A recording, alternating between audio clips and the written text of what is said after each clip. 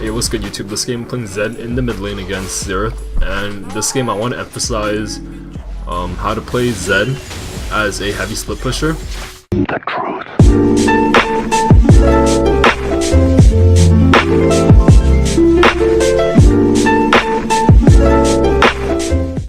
Alright, so early game, as usual, you get poked out really heavily as Zed against Xerath.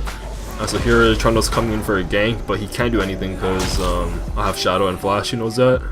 Another reason I'm trying to show this game is because my team actually starts out kind of rough, but they do really well. And a lot of times, people don't know how to get carried, so I'm talking from my perspective right now.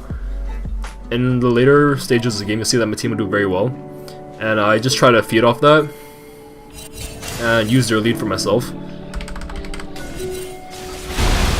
Alright, here we go for a fight. Let's rewind that.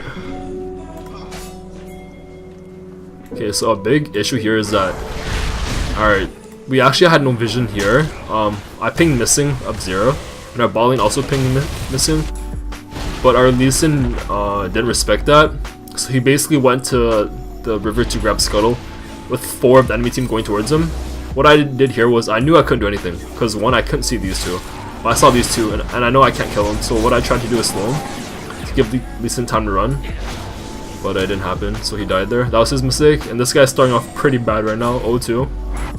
One of the things I really hate about the new stopwatch, or I hate playing against that, I kind of like using it, but in the old patch, or if this was Season 7, before stopwatch came out, this guy would be dead right now to me. Even if he had a barrier, he'd still be dead to me.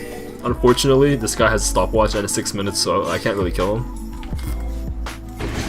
Alright, so here Pantheon comes in. We're going for a fight.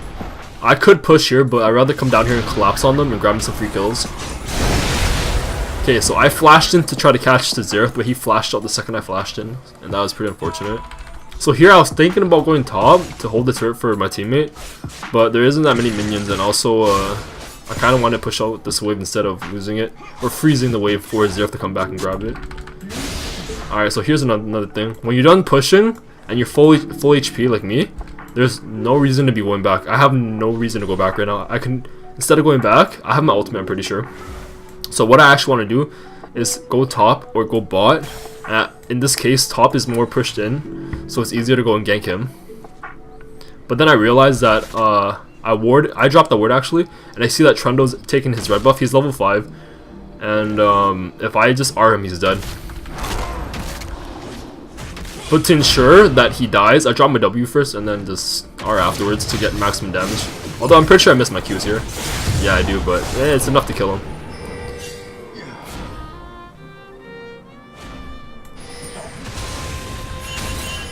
And over the course of the game, you'll see that I start catching Trundle out more and more, and he just gets more behind because of that.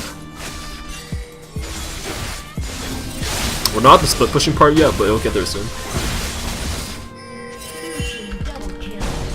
Alright, so here we actually traded. So our Pantheon went bot, and Lee Sin held the turret. He got dove by these two. I actually go top because I want to hold and see if I can either pick like leftovers from the fight. And I did exactly that. This guy, again, no vision of anything. He doesn't know where I am. Just blindly walks into the jungle. I shout over and just kill him. And again, he gets caught. This jungler is really not good at map awareness. Alright, so this play here, Pantheon actually comes in for the TP play. Of course, I got on my lane. Instead of pushing all the way in, I just went here and helped him fight.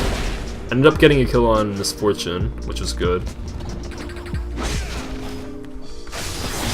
Yeah, he could have gave me that blue, this Lee Sin, but I guess he don't want to risk it or just want it for himself.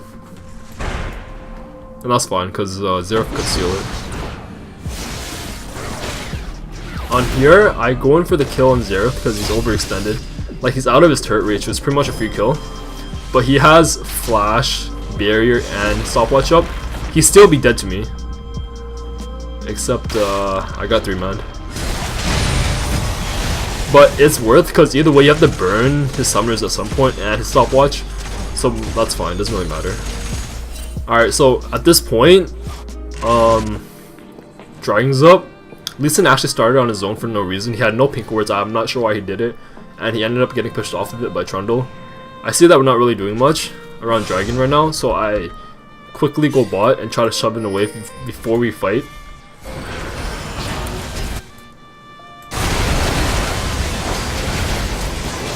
And here I went in. I probably could have killed more than just one or two of them, but I got exhausted, as you can see. And exhaust is a really big cut in team fights, so I couldn't really get more than just MF, which was unfortunate because I blew a lot of my summoners, but we ended up getting another kill there. Nice. Just because Zed has no ult doesn't mean he's useless. After the ult, you still have your shadow and stuff up, so if they overextend like that, just shadow them, then your team can finish up. After fighting, what do I do here? Take Scuttle. It's always good to take Scuttle hit, especially when the objective is up. Alright, so again, bot laner got their turret, so I tell my bot to stay mid, and I go and grab the bot wave for myself. And I want to start split pushing right now. I could have done it a bit earlier, but we had a team fight, so I'm starting now to really hard shove. See that this guy's pressure top. I push all the way in, and then I wait for my bot lane to put more pressure mid, and after that, it's a free push bot. Tell Lisa to tank turret here because we can easily tank it, no issue.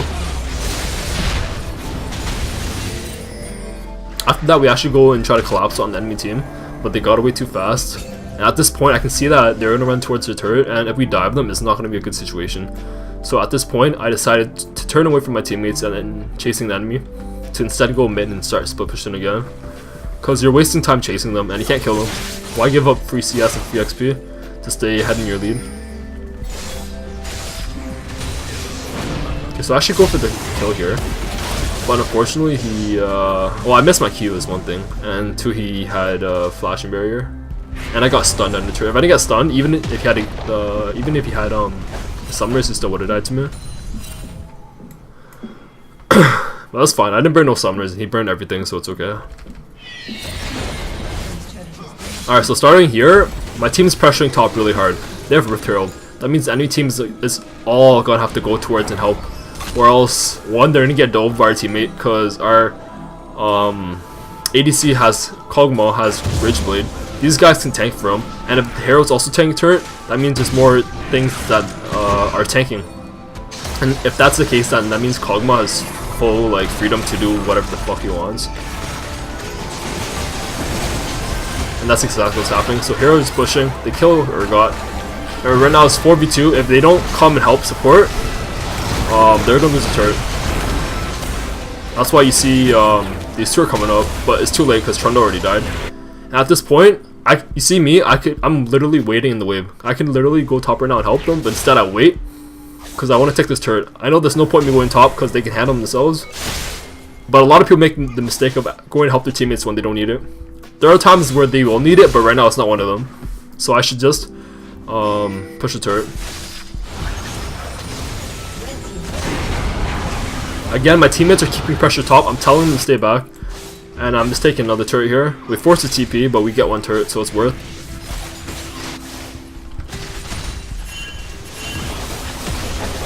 After that, Urgot leaves a wave to go help top. Like I said, they need to all go help unless they want to lose their turret. And with that scenario happening, I'm just going to take mid turret. But honestly, this was an overextend. But luckily I got a turret. Because our teammate didn't really need to stay because they weren't getting turret and the Herald died, so there's no point staying. I guess they're just greedy, but I took that greed and got me a turret, so it's okay. At this point, I think I had 3k gold in the bank, so I went back, bought my items. And I'm going towards the buff.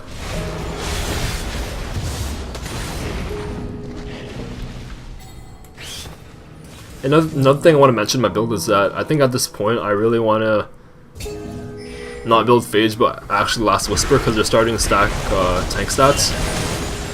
But since I wasn't really fighting the tanks at all this game, I didn't bother getting it. So here, I see that we're gonna lose a turret, so I tell my teammates to back up. No point in defending a dead turret anyways. And I'll go split for the turret. Like that, my teammates chase, give me pressure, and with that pressure, I'm gonna grab a turret.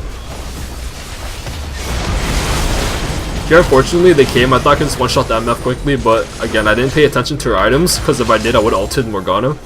Because the MF had a stopwatch. And there's 4 coming towards me, so I couldn't kill them. But with my pressure there, got them low. We're actually getting a bit more here. I think Pantheon gets binded here. Yeah, he gets binded. So now they're overstaying.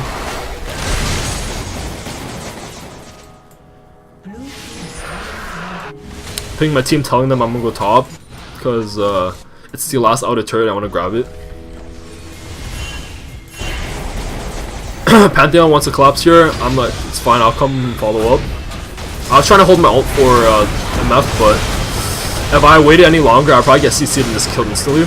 Instead, I ulted the nearest target, which was Morgana, and Pantheon followed up, so it was really good. So we ended up killing 3 out of 5 of the members. That means free burn, especially with the items that this guy has, so we easily burst burn.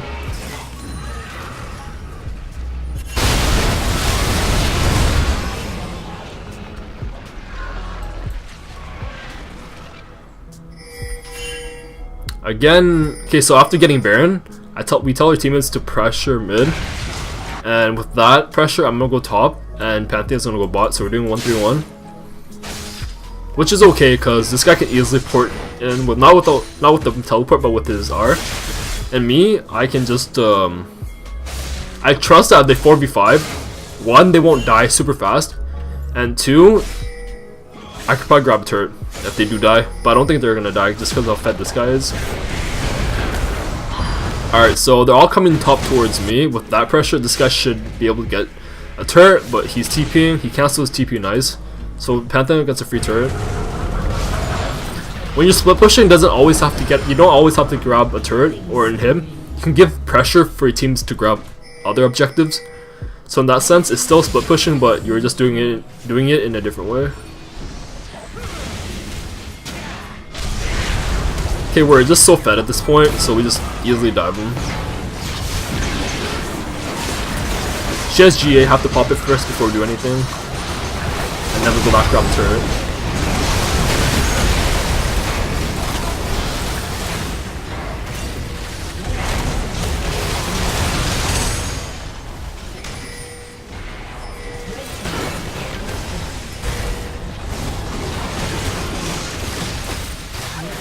Now, after getting all the turrets, we just walk into the base and end again. So we're just so fed.